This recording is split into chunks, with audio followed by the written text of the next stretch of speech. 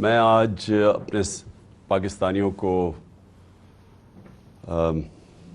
پہلے تو خوش آمدید کہتا ہوں، اور جو ہمارا لانگ مارچ چل رہی ہے، میں جتنے بھی لوگ آج ہمارے لانگ مارچ میں 3 شہروں میں نکلے ہوئے ہیں، میں آج آپ سب کو بھی سلام کرتا ہوں۔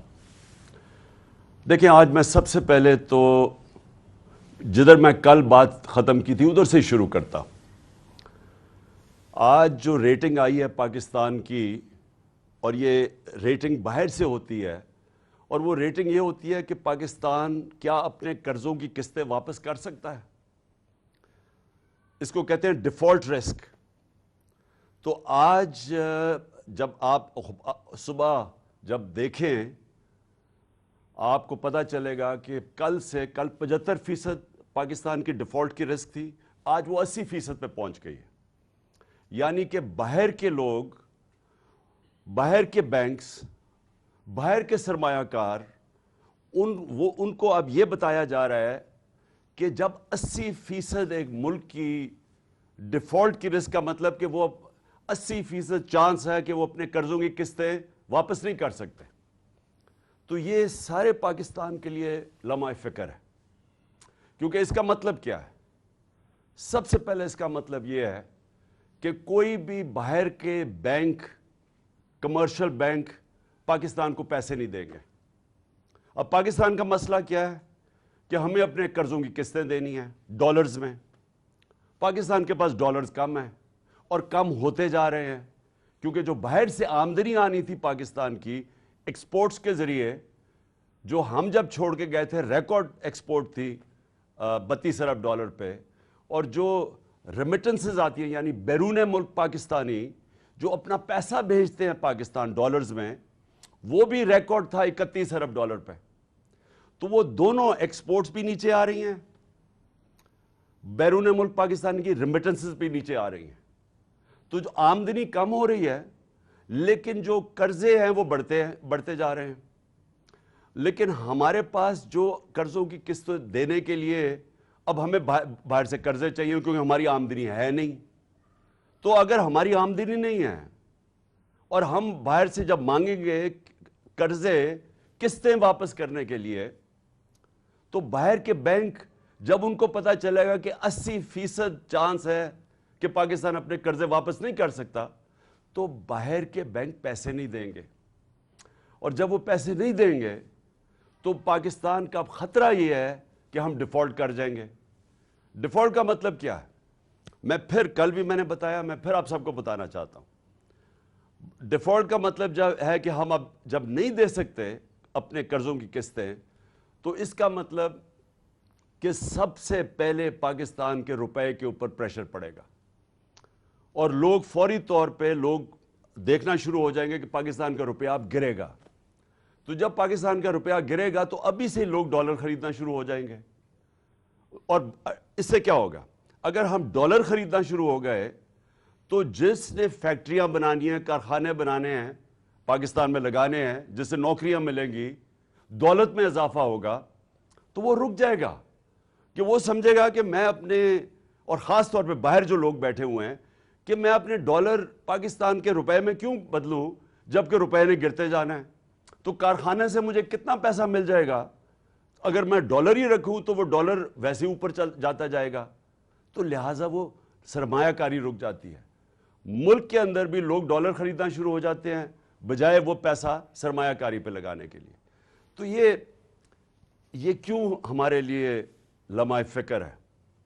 کیونکہ اس کا مطلب یہ کہ پاکستان اب ادھر جا رہا ہے جدھر ڈیفالٹ ہونے کی وجہ سے روپے پہ پریشر پڑے گا، روپیہ گرے گا۔ جب روپیہ گرے گا پھر کیا ہوگا؟ مہنگائی بڑھے گی۔ تو آگے ہی مہنگائی آج زیادہ ہے، تو جب روپیہ مزید گرے گا تو اور مہنگائی بڑھ جائے گی، اور جب مہنگائی بڑھے گی غربت بڑھ جائے گی۔ 5 کروڑ پاکستانی ہیں جو غربت کی لکیر کے نیچے ہیں، اور اس کے اوپر 5 کروڑ پاکستانی ہیں جو اگر اسی طرح مہنگائی بڑھتی گئی، جو بڑھتی جا رہی ہے، تو وہ بھی غربت کی لکیر کے نیچے چلے جائیں گے۔ اس کا مطلب یہ کہ 2 وقت کی روٹی نہیں کھا سکیں گے۔ تو ایک طرف معیشت نیچے جا رہی ہے، دوسری طرف میں آپ کو بتانا چاہتا ہوں کہ آج زراعت میں کیا ہو رہا ہے. جو ہماری آبادی ہے, دیہات کی آبادی, اور تقریباً ہماری ایک تقریباً آدھی آبادی بالکل زراعت کے اوپر گزارا کرتی ہے. تو میں یہ آج آپ کو ذرا زراعت کی, جو میں نے حکومت کی ایک کمیٹی ہے, فائنانس کمیٹی آن ایگریکلچر, میں ذرا اس کی رپورٹ دینا چاہتا ہوں کہ انہوں نے اب وہ کیا کہہ رہے ہیں. وہ کہہ رہے ہیں کہ اس سال جو کپاس ہے وہ 25% کم ہوگی. 25% کپاس ہماری کم ہوگی. مکئی 3% کم ہوگی. گنا 8% کم ہوگا. جو پھر ہمارے لیے ایک آگے فکر کی چیز ہے وہ یہ کہ چاول 40% کم ہوں گے, یا اگلے سال چاول 40% کم ہوں گے. مرچیں 54% کم ہوں گی. اور یہ ہے ہماری اپنی گورنمنٹ کی فائنانس کمیٹی آن ایگریکلچر. اب یہ کیوں ہوا ہے؟ یہ کیوں کم ہو رہی ہیں؟ یہ اس لیے کم ہو رہی ہیں کہ اب ذرا آپ کو میں قیمتیں بتاؤں کہ ٹریکٹر کی پچھلے 5 مہینے میں جو ٹریکٹر کی سیل ہے وہ 45% کم ہو گئی ہے. اور پھر جو ڈی اے پی ہے, ڈیپ ہے, جو کہ کھاد ہے ایک, وہ 75% کم ہو گئی ہے. یوریا کھاد 8% کم ہو گئی ہے. پوٹاش کھاد 85% کم ہو گئی ہے. ڈیزل جو لوگ کسان خرچ کرتا تھا 22% کم ہو گیا. یہ کیوں ہوا ہے؟ ان کی قیمتیں بڑھ گئی ہیں. کیونکہ جو کسان استعمال کرتا ہے جو چیزیں جس کی وجہ سے پیداوار بڑھتی ہے, یوریا, ڈیزل, کھادیں, ان ساروں کی قیمتیں بڑھ گئی ہیں. کیونکہ ان کی قیمتیں بڑھ گئی ہیں, ہمارا اس وقت زراعت کے اندر یہ جو میں نے فصلیں بتائی ہیں, یہ ساری ان کی جو پیداوار ہے وہ کم ہو گئی ہے. اور یہ زراعت کا حال ہے. دوسرا انڈسٹری, ہم جب چھوڑ کے گئے تھے تاریخی انڈسٹری آگے بڑھ رہی تھی 27%. آج وہ گر کے آ گئی ہے 7 مہینے کے بعد 1% پہ. تو جب انڈسٹری بھی نیچے آ رہی ہے, زراعت بھی نیچے آ رہا ہے, تو دولت میں تو اضافہ ہو نہیں رہا پاکستان کے, بلکہ دولت کم ہوتی جا رہی ہے. اور جب دولت کم ہوتی جائے گی تو قرضوں کی قسطیں کدھر سے واپس کر دی ہیں؟ اب یہ سوچیں نا, ایک گھر ہے, گھر کے اوپر قرضے چڑھے ہوئے ہیں. گھر وہ قرضے کیسے اتارے گا؟ آمدنی بڑھا کے اتارے گا. جب وہ گھر کے سارے لوگ مل کے اپنی آمدنی کے اندر اضافہ کریں گے تو وہ اضافی آمدنی کے ذریعے وہ قرضوں کی قسطیں واپس کریں گے. تو اگر گھر کی آمدنی کم ہو جائے وہ کیسے قرضے واپس کرے گا؟ اور جب وہ قرضے واپس نہیں کرے گا, دنیا قرضے نہیں دے گی. دنیا قرضے نہیں دے گی تو ہمارا سب سے بڑا جو پھر سے میں کہہ رہا ہوں خطرہ ہے, روپے پہ پریشر پڑے گا.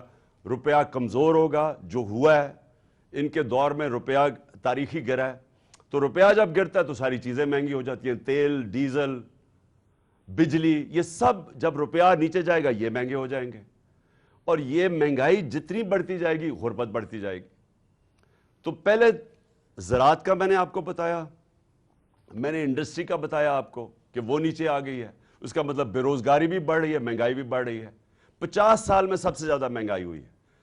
اب عموماً تو حکومت کو فکر کرنی چاہیے. حکومت کی تو سب سے زیادہ زور لگنا چاہیے کہ یہ جو معاشی بحران آ رہا ہے, یہ جو آگے تباہی آ رہی ہے, حکومت کو تو سارا وقت اس کے اوپر زور دینا چاہیے. لیکن حکومت کیا کر رہی ہے؟ حکومت سب سے پہلے یہ کوشش کر رہی ہے کہ ان کی جو کرپشن کے کیس ہے وہ ختم کیسے ہوں. یہ کبھی کسی ملک کے اندر ایسے نہیں ہوا کہ 1100 ارب روپے کے کرپشن کے کیس ہیں جو نیب میں پڑے ہوئے تھے. 1100 ارب روپے کے. اور انہوں نے اسمبلی میں بیٹھ کے قانون پاس کیا ہے جس سے ان میں ہر کسی کے جو بڑے بڑے ڈاکو ہیں ان کے کرپشن کیس ختم ہو رہے ہیں.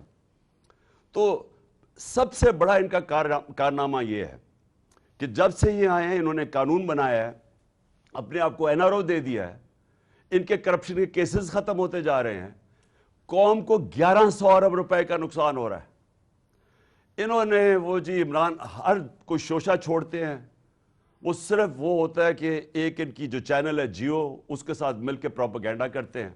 کہ جی وہ گھڑی ہے، وہ گھڑی کے اوپر تو میں یہ کہہ دوں کہ میں ان کو امریکہ میں بھی اب کیس کر رہا ہوں، برطانیہ میں بھی کر رہا ہوں، دبئی میں بھی کر رہا ہوں، اور میں وہ اس لیے کر رہا ہوں کہ وہاں تیزی سے کیسز ہوں گے، اور انشاءاللہ یہ میں ان کو ایکسپوز کروں گا کہ یہ جو اب آزادی صحافت کے نام پہ یہ جو میڈیا ہاؤسز بنے ہوئے ہیں، ان کی یہ ایجنڈوں پہ کام کرتے ہیں، یہ وہ لوگوں کے ساتھ مل کے بلیک میل کرتے ہیں، اور یہ انشاءاللہ مجھے انہوں نے ایسا موقع دیا ہے کہ میں اب باہر کی عدالتوں کے اندر ان کو ایکسپوز کروں گا جو انہوں نے یہ فراڈ کے ساتھ میرے اوپر یہ جو الزامات لگائے ہیں۔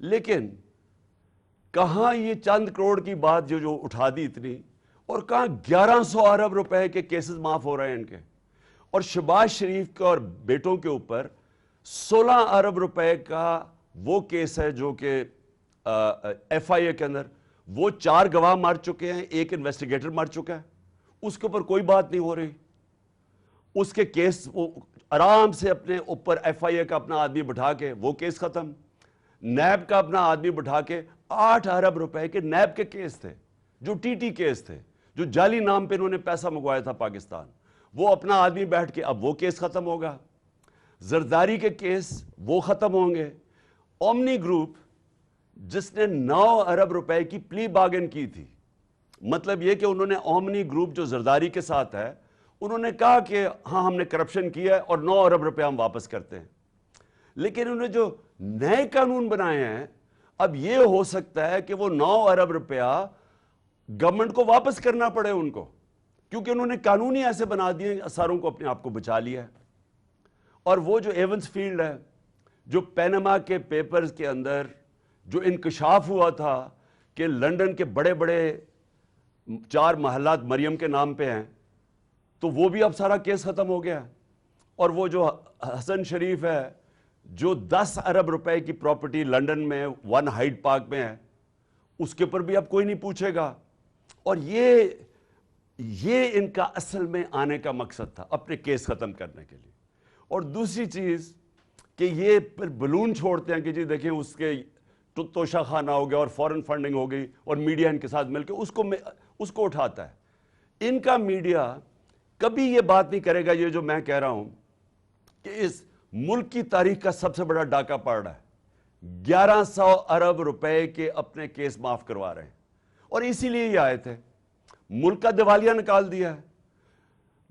5% تھی پاکستان کی ڈیفالٹ کی رسک، یعنی جب ہم تھے مارچ کے اندر یہ جو نو کانفیڈنس سے پہلے، تو پاکستان اپنے قرضوں پہ کتنا ڈیفالٹ کرتا ہے، وہ 5% تھی، آج 80% ہے ان کے آنے سے 80%۔ اب جب چانس آ گئی تو میں نے آپ کو بتا دیا ہے کہ یہ دنیا کے اندر پیغام چلا گیا ہے کہ پاکستان کا اب دیوالیہ نکلنے لگا ہے۔ میں نے ایک سمیع ابراہیم کے ساتھ پروگرام کیا تھا 6 مہینے پہلے، میں نے پیشن گوئی کی تھی، میں نے سمیع ابراہیم کے پروگرام میں پیشن گوئی کی تھی کہ ان سے معیشت نہیں سنبھالی جائے گی، یہ معیشت نیچے جائے گی، ہم اپنے قرضوں کی قسطیں نہیں ادا کر سکیں گے، کیونکہ یہ پہلے ہی دیوالیہ نکالا ہوا پاکستان 2018 میں پہلے یہ چھوڑ کے گئے تھے، جب یہ 99 میں گیا تھا نواز شریف تب پھر دیوالیہ نکلا ہوا تھا پاکستان کا، تو انہوں نے تو کبھی بھی ٹھیک نہیں کیا، انہوں نے تو تباہ کر کے گئے ہیں، تو اب انہوں نے آگے کیسے ٹھیک کرنا تھا؟ تو میں نے تب یہ کہا تھا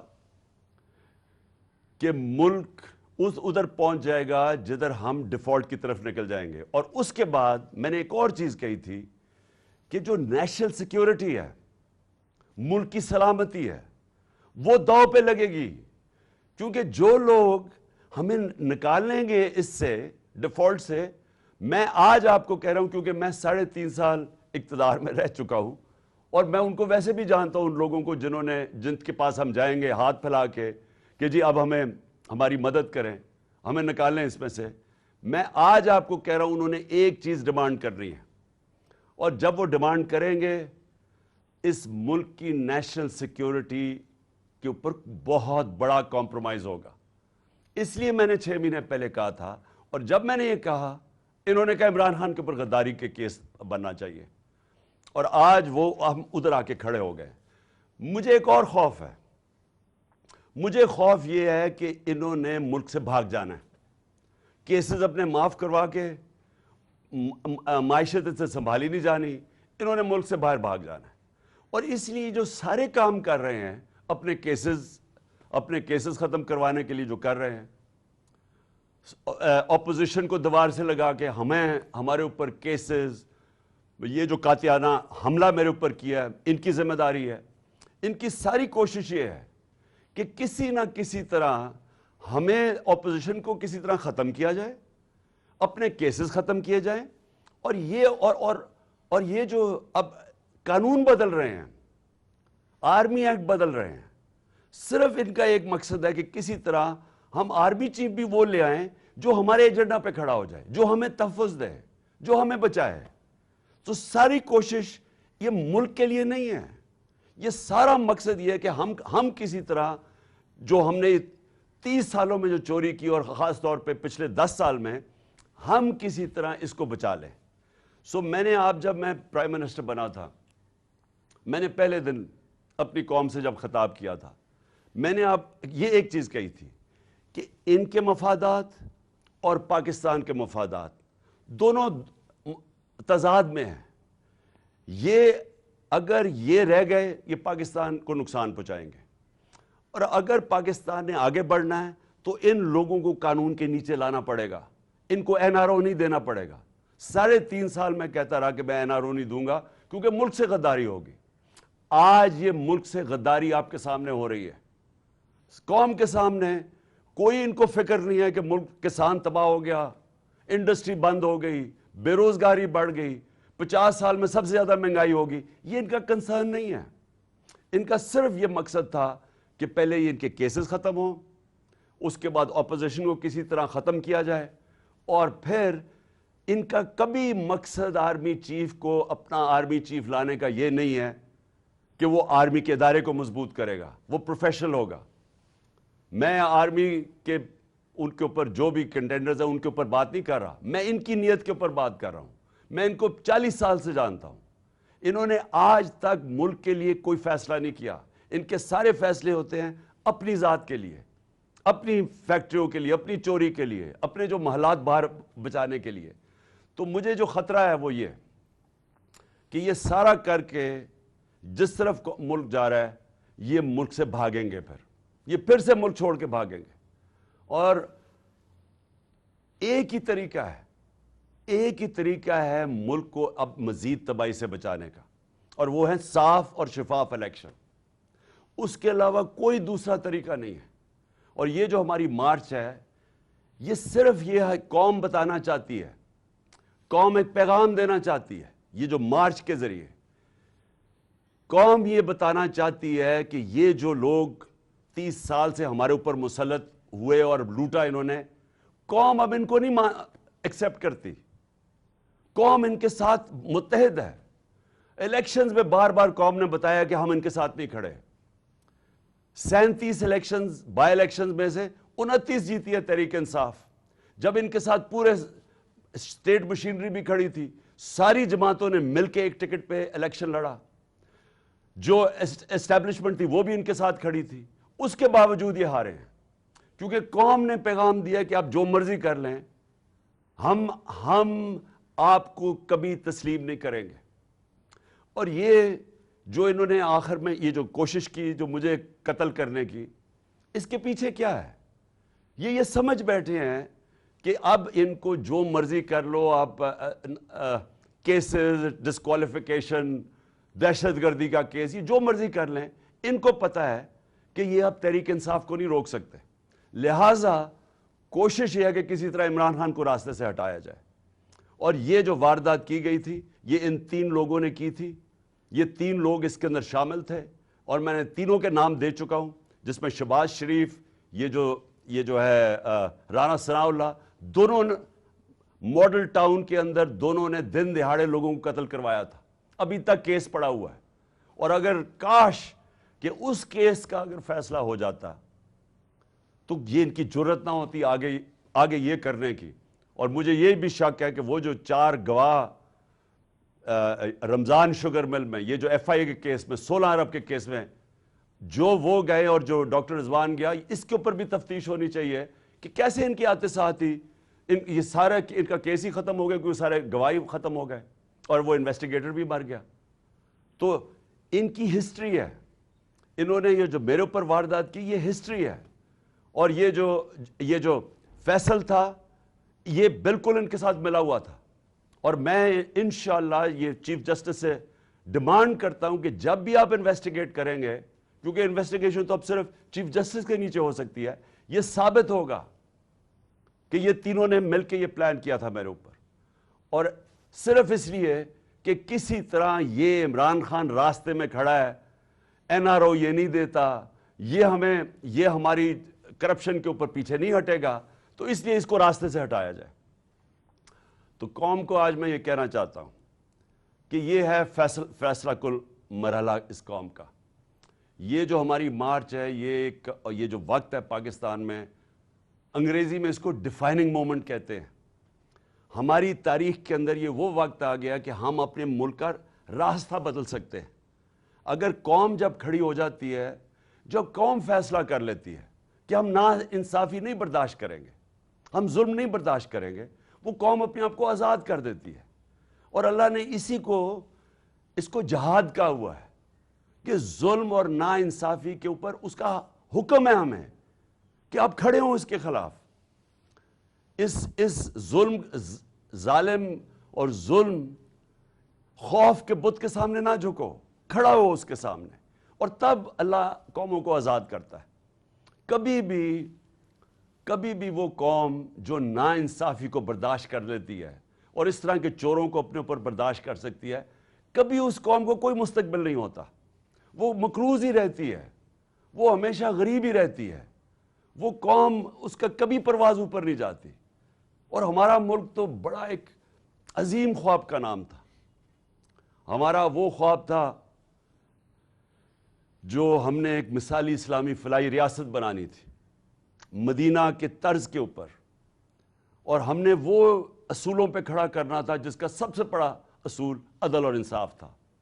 اور ہم اسی اصول سے بہت دور چلے گئے ہیں, اور اسی وجہ سے آج ہمارا ملک ترقی نہیں کر سکا.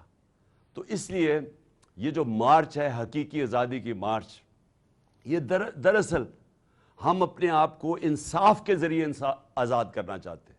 یہ جو طاقتور ہے, جو قانون کے اوپر چلا جاتا ہے, وہ سمجھتا ہے کہ اس کے نیچے قانون ہی نہیں ہے.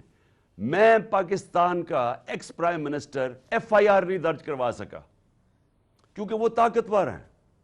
تو اگر ملک کا ایکس پرائم منسٹر, سب سے بڑی پارٹی کا سربراہ, قاتلانہ حملہ اس کے اوپر ہوتا ہے, اگر وہ ایف آئی آر نہیں درج کروا سکتا, تو اس ساری عوام سے میں پوچھتا ہوں, آپ کے ہاتھ میں کیا ہے؟ اس کا مطلب کہ جب عوام طاقتور کے سامنے آئے گی تو وہ تو کبھی جیت سکتی نہیں ہے, کیونکہ انصاف ہی نہیں ہے. تو یہ جو آپ نکل رہے ہیں, پہلے تو میں پھر سے آپ سب کو سلام کرتا ہوں, لیکن دوسری چیز میں یہ کہنا چاہتا ہوں کہ یہ جب جدوجہد کرتے آپ انصاف کے لیے, یہ پھر اس کی پیچھے نہیں ہم مڑ کے دیکھتے, ہم اپنی کشتیاں جلا کے جدوجہد کرتے ہیں. اور میں انشاءاللہ جو پلان کر رہا ہوں, اور میں سیٹرڈے کو اناؤنس کروں گا کہ کس دن میں نے پنڈی پہنچنا ہے, اور انشاءاللہ یہ میرا ایمان ہے, کیونکہ میری قوم جاگی ہوئی ہے آج, یہ میرا ایمان ہے کہ پاکستان کی تاریخ میں سب سے بڑا عوام کا سمندر انشاءاللہ پنڈی پہنچے گا.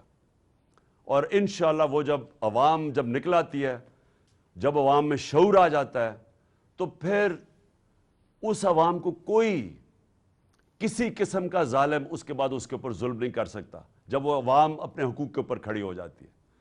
تو میں اب سب سے انشاءاللہ آج امید لگاتا ہوں کہ آپ سب نے انشاءاللہ پنڈی پہنچنا ہے, جب میں آپ کو دن دوں گا, جس دن میں وہاں پہنچوں گا. پاکستان پائندہ باد.